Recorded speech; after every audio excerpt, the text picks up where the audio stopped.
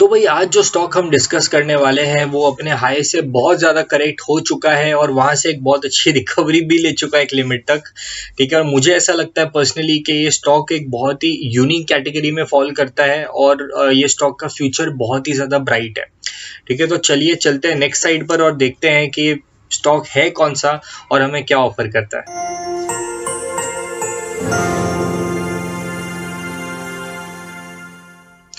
Hi everyone, मैं सिद्धांत आपका स्वागत करता हूँ चैनल में जिसका नाम है Finvest Shala and I am very happy to see you all दोबारा। तो यार आज जो स्टॉक के बारे में हम बात करने वाले हैं वो है SBI कार्ड्स। ठीक है, तो मैंने आज ये वाला टॉपिक उठाया है, ये स्टॉक को उठाया है बिकॉज मुझे ऐसा लगता है एक बहुत ही यूनिक इंडस्ट्री है जिसके अंदर ये स्टॉक ये कंपनी काम कर रही है। ठीक है, और पर्सनली मुझे इस पर्टिकुलर सेगमेंट में काफ़ी ज़्यादा इंटरेस्ट है। देखिए, मैं आपको समझाता हूँ कि मैंने ये क्रेडिट कार्ड वाला जो स्टॉक है वो मैंने क्यों उठाया है। आप एक चीज़ को समझिए, ठीक है, कि इंडिया की जो पॉपुलेशन है आज की तारीख में 150 करोड़ है। ठीक है, 150 करोड़ बहुत ही बड़ा नंबर है। जो स्कूल में सिखाया उसको भूल जाओ। ठीक है, कि इंडिया के लिए पॉपुलेशन बहुत बड़ी प्रॉब्लम है, कोई प्रॉब्लम नहीं है सर, ये सबसे बड़ा स्ट्रेंथ है हमारा। ठीक है, सबसे बड़ी पॉपुलेशन है, यंग पॉपुलेशन है यार हमारे पास में। तो सबसे बड़ा मार्केट कहाँ है? यहाँ है। अगर आपको कुत्ते का खाना बेचना होता है ना, उसके लिए भी आदमी चाहिए क्योंकि वही खरीदेगा उसको। तो समझ लो यार, पॉपुलेशन ही इंडिया का सबसे बड़ा स्ट्रेंथ है। ठीक है, coming back to SBI cards. देखिए, क्रेडिट कार्ड का जो कॉन्सेप्ट है मेरे लिए काफ़ी ज़्यादा इंटरेस्टिंग है क्योंकि इंडिया में अगर मैं देखूँ तो हार्डली मैं समझता हूँ कि 4 आउट ऑफ 100 लोग क्रेडिट कार्ड यूज़ करते होंगे। अगर मैं US चला जाऊँ तो 45 आउट ऑफ 100 लोग क्रेडिट कार्ड यूज़ करते हैं। ठीक है, तो मुझे ये लगता है कि इसका फ्यूचर बहुत ही ज़्यादा ब्राइट है। ठीक है, उसके ऊपर बहुत ज़्यादा काम आगे जाके हो सकता है। तो इसलिए मुझे ये वाला जो इंडस्ट्री है या ये जो पर्टिकुलर सेगमेंट है वो मुझे बहुत पसंद है। ठीक है, तो चलिए एनीवे हम लोग क्या करते हैं तुरंत, जैसा मैंने आपको बताया सेक्शंस के अंदर मैं डिवाइड करूंगा इसको। 3 सेक्शंस मैंने इसको बनाए हैं। फर्स्ट सेक्शन हमारा होगा देखे ज़रा स्टॉक में कितना है दम। ठीक है, इसके अंदर मैं स्टॉक्स के कुछ ऐसे डिफाइनिंग फैक्टर्स डिस्कस करूंगा जो मुझे ऐसा लगता है कि इस कंपनी को बहुत ज़्यादा आगे लेके जा सकते हैं। ठीक है, तो चलो तुरंत मैं एक एक करके पॉइंट डिस्कस करता हूँ। तो देखिए, मेरे लिए सबसे पहला पॉइंट ये आता है कि कंपनी के पास एक बहुत ही स्ट्रॉन्ग बैकग्राउंड सपोर्ट है। ठीक है, किसका सपोर्ट है भैया? SBI बैंक का सपोर्ट है। SBI बैंक सबसे बड़ा प्लेयर है इंडिया में। ठीक है, और SBI कार्ड्स अगर मैं समझूं तो सेकेंड नंबर का प्लेयर है पूरे इंडिया में in terms of credit cards. ठीक है, तो SBI बैंक ऑलरेडी सपोर्ट करने के लिए रेडी है SBI कार्ड्स को। इसका सबसे बड़ा अगर टेस्टिमोनियल मैं आपको दिखाऊं तो वो है 69% की प्रमोटर्स की होल्डिंग है। अब आप समझ लो।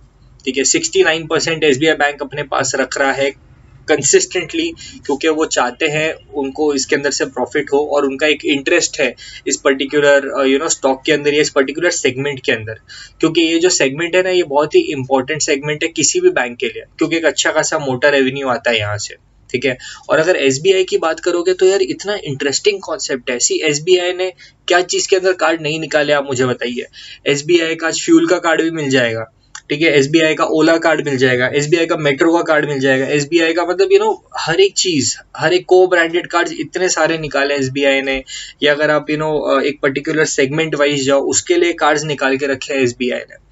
तो एक SBI बहुत एग्रेसिवली इसके अंदर काम कर रहा है। तो मुझे ऐसा लग रहा है कि SBI के पास ये एक बहुत ही बड़ा स्ट्रॉन्ग पॉइंट है क्रेडिट कार्ड, और SBI बैंक भी इसको फुल ऑन सपोर्ट करेगा। ठीक है, दूसरा मैं ये समझता हूँ कि SBI अगर आप एज अ होल एक कंपनी देखने जाओ तो SBI का जो फाइनेंशियल क्वालिटी है इस कंपनी का बहुत ही अच्छे से ग्रो कर रहा है। कंपनी प्रॉफिटेबल होती जा रही है। अब ये मैं क्यों बोल रहा हूँ, कंपनी का ROA, ठीक है, रिटर्न ऑन असेट्स, कंपनी का जो रिटर्न ऑन असेट है वो 4.7% से इंक्रीज हुआ है फर्स्ट 9 मंथ्स ऑफ 2000 एंड जो हम लोग फाइनेंशियल ईयर देख रहे हैं फर्स्ट 9 मंथ्स के अंदर अच्छा खासा इंक्रीज हुआ है। ठीक है, जो कि 3.8% था इन 2021। ठीक है, सो ऑब्वियसली कंपनी के अंदर एक माइनस पॉइंट है कि इसके अंदर जो प्रॉफिटेबिलिटी है कंपनी की वो थोड़ी सी गिरी है। लेकिन उसका रीजन इन्होंने दिया है कि क्रेडिट कॉस्ट काफ़ी ज़्यादा इंक्रीज हो गया था उस टाइम पर। ऑब्वियसली मॉनिटोरियम लगे हैं, बहुत सारे इश्यूज हुए हैं बिकॉज ऑफ कोविड, तो उसकी वजह से थोड़ा स्ट्रेस में था ये कंपनी। बट मुझे नहीं लगता है कि बहुत ज़्यादा टाइम तक चलेगा। ठीक है, आई फील कि future is very bright for this company. तीसरा पॉइंट जो मुझे ऐसा लगता है कि कंपनी का जो मार्केट कंडीशन है वो इम्प्रूव होते जा रहा है, होते जा रहा है, होते जा रहा है। अब ऐसा मैं क्यों बोल रहा हूँ, देखो मैं ये बोलूंगा नहीं, मैं ये आपको दिखाऊंगा, ठीक है। देखिए कार्ड्स इन फोर्स अभी कितने हैं as of now SBI cards के मामले में अगर आप देखो तो सी Q2 FY21 की अगर हम बात करें, ठीक है, तो अगर आप देखोगे इन टर्म्स ऑफ ओके मैं नॉर्मली रीड कर देता हूँ 11,009 ठीक है, आपको आगे 3 जीरो लगाने हैं बिकॉज ये हंड्रेड्स के अंदर आ जाएंगे। लेकिन अगर आप ट्रेंड देखोगे, ठीक है, 12,044 12,580 ठीक है, तो ट्रेंड देखोगे ऊपर जा रहा है, ठीक है। और ये क्वार्टर वाइज दिया है, Q2 of F21, Q1 of financial year 22 and Q2 of financial year 22, ठीक है। दूसरा मैं आपको एक और चीज बताता हूँ कि जो SBI है वो आज, जैसा मैं आपको कई बार बोल चुका हूँ, सेकेंड लार्जेस्ट प्लेयर है इन इंडिया। तो यहाँ पर आप देखो फर्क, देखो सी कार्ड्स इन फोर्स, कितने कार्ड्स अभी चालू है। अब मार्केट कैपिटलाइजेशन मतलब I am sorry market share के हिसाब से आप देखो 2019 में 17.6% का था, 20 के अंदर 18.3 हुआ, 21 के अंदर 19.1 हो गया, अब 22 के अंदर 19.4 है। मतलब इनका जो मार्केट शेयर है वो कंसिस्टेंटली बढ़ रहा है, ठीक है। स्पेंड्स ऑब्वियसली थोड़े से कम हुए हैं, 2021 में 19.4 था, 2022 में 19% के ऊपर आ गया। थोड़ा सा इसके अंदर फॉल आया है, लोगों ने अपने बजट्स ऑलरेडी टाइट किए हुए हैं थोड़े बहुत, but that is fine. Transaction perspective से अगर मैं देखूं, अगेन 2020, 2022 इंक्रीज ही होता जा रहा है, 17.7%, 19.7%, सीधा 20%। तो मुझे लगता है कि भाई ये एक और बहुत ही स्ट्रॉन्ग चीज़ है कंपनी के लिए, जो कि हमको कंसिडर करनी चाहिए। अब न्यू अकाउंट्स, भैया न्यू अकाउंट्स कितने खुल रहे हैं, तो यहाँ पे देखो 688, ठीक है। सो ये वापस से Q1 की बात हो गई, Q2 21 में इतना हुआ, ठीक है। अब Q1 22 में थोड़ा सा कम हो गया 609, लेकिन यार Q2 फाइनेंशियल ईयर 22 का देखो 953 न्यू अकाउंट्स। तो यार जितना लॉस किया था उससे ज़्यादा रिकवर कर लिया, डबल रिकवर कर लिया, ठीक है। तो मैं समझता हूँ कि कंपनी एक अच्छे मोड पर है even in terms of new accounts, ठीक। और चलो ये एक लास्ट में आपको बता देता हूँ कि कंपनी का स्पेंड्स अगर आप देखोगे, जितने लोग स्पेंडिंग इसके ऊपर कर रहे हैं वो भी इंक्रीज होता जा रहा है। इन टर्म्स ऑफ करोड़ अगर आप देखोगे तो 29,590 करोड़, ठीक है। 22 में अगर मैं Q1 में देखूँ तो 33,260 करोड़, Q2 में 22 का तो भाई हद हो गई 43,560 करोड़। तो यार ये भी इंक्रीज हो रहा है, ठीक है। स्पेंड पर एवरेज कार्ड, एक कार्ड के ऊपर कितना स्पेंड हो रहा है, ठीक है। तो यहाँ पे देखो ये भी इंक्रीजिंग ट्रेंड में है, 110, 100, 111, 140, 200। तो मैं समझता हूँ कि काफ़ी ज़्यादा एक स्ट्रॉन्ग ट्रेंड मुझे यहाँ पे देखने को मिल रहा है। कोई भी पैरामीटर में उठा लो, ठीक है, हर जगह पर वो इंक्रीजिंग ही है। हो सकता है Q1 22 में थोड़ा गिरा हो, लेकिन Q2 22 में वो हमेशा ऊपर ही गया है। तो मुझे ऐसा लगता है कि जो बैड टाइम था स्टॉक के लिए वो अब थोड़ा बहुत ख़त्म होता जा रहा है, ठीक है। मुझे लगता है कि ये स्टॉक अब एक बहुत ही ज़्यादा स्ट्रॉन्ग स्टॉक बन के निकलेगा, ठीक। सो ये सारे फैक्टर्स की वजह से I am a strong support of SBI cards. अब आओ फटाफट सेक्शन 2 की तरफ चलते हैं, जो कि है स्टॉक का पोस्टमार्टम, ठीक है। तुरंत मैं आपको स्टॉक्स की तरफ इसके कुछ टेक्निकल्स और इसके कुछ फंडामेंटल्स की तरफ लेके चलूंगा, ठीक है। तो चलिए हम चलते हैं सबसे पहले चार्ट की तरफ। तो देखिए चार्ट में ज़्यादा कुछ बताने को है नहीं, टू बी वेरी ऑनेस्ट। 39% का फॉल आया था, अगर मैं देखूं ऑलमोस्ट सितंबर के आसपास स्टॉक ने अपना ऑल टाइम हाई लगाया था, उसके बाद से गिरता जा रहा है, 39% का फॉल दिखाया, ठीक है। और एक अच्छा खासा लो उसने बनाया। लेकिन देखिए मैंने यहाँ पे एक लाइन ड्रॉ करी है विच इज 773.80 के आसपास, ठीक है। अब 773.80 पर स्टॉक ने बहुत ज़्यादा बार सपोर्ट लिया हुआ है, ठीक है। ये डेली चार्ट है जो मैं आपको बता रहा हूँ, बिकॉज ऑब्वियसली इसके अंदर कोई इतने ज़्यादा ट्रेडिंग सेशंस हुए नहीं है, तो वीकली चार्ट का कोई खास रिलेवेंस था नहीं। यहाँ पर मैं डेली चार्ट लेके आया, ठीक है। तो 773 के ऊपर बहुत ज़्यादा बार सपोर्ट लिया स्टॉक ने, उसके बाद ये गिरा ऑलमोस्ट 700 के आसपास ये स्टॉक आ गया, उसके बाद फिर से इसने रिकवरी ली, ठीक है। अब ये 871 के आसपास ट्रेड कर रहा है।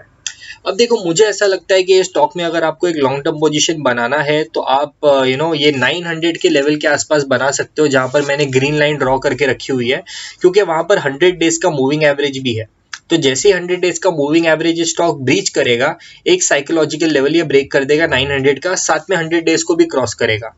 और अगर मैं टाइम में पीछे जाके देखूं तो देखिए मैं आपको हाईलाइट करके बताता हूँ, 900 के आसपास इसने अप्रैल के करीब एक और बाउंस बैक लिया था, ठीक है।